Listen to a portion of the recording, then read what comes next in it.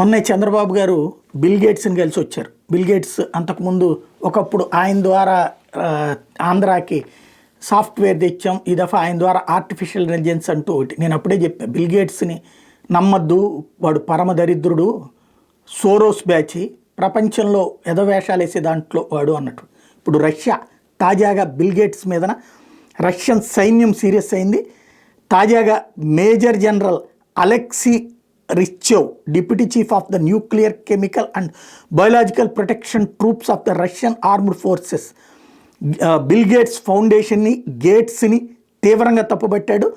ఏంటయ్యా అంటే అమెరికా తరపున ఆఫ్రికన్ బయోల్యాబ్స్ని ఉక్రెయిన్లో సృష్టించారు. ఇప్పుడు ఏదైతే డొనెట్స్క్, లుహాన్స్క్, జపోరిజియా ప్రాంతాల్లో వీళ్ళు రైడ్ చేసి పట్టుకున్నటువంటి చోట్లను కొన్ని ల్యాబులు దొరికినాయి. ఆ ల్యాబులకి డబ్బులు వస్తుంది.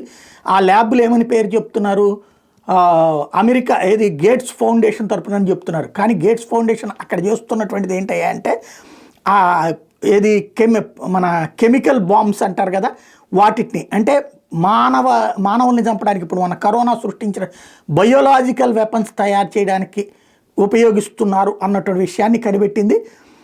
The allegations raise chilling questions about the involvement of global elites in dangerous biological research.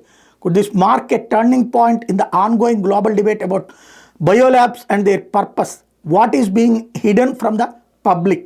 ఇది ఇప్పుడు అంతర్జాతీయంగా ఉన్నటువంటి వాళ్ళు వేస్తున్నటువంటి ప్రశ్నలు. అంటే ఒకటి, మానవుల మీద పరీక్షలకి కూడా వీళ్ళే ఇప్పుడు ఇక్కడ ల్యాబ్ పెట్టమనేసి ఇక్కడ అడిగితే పెట్టేస్తాడు.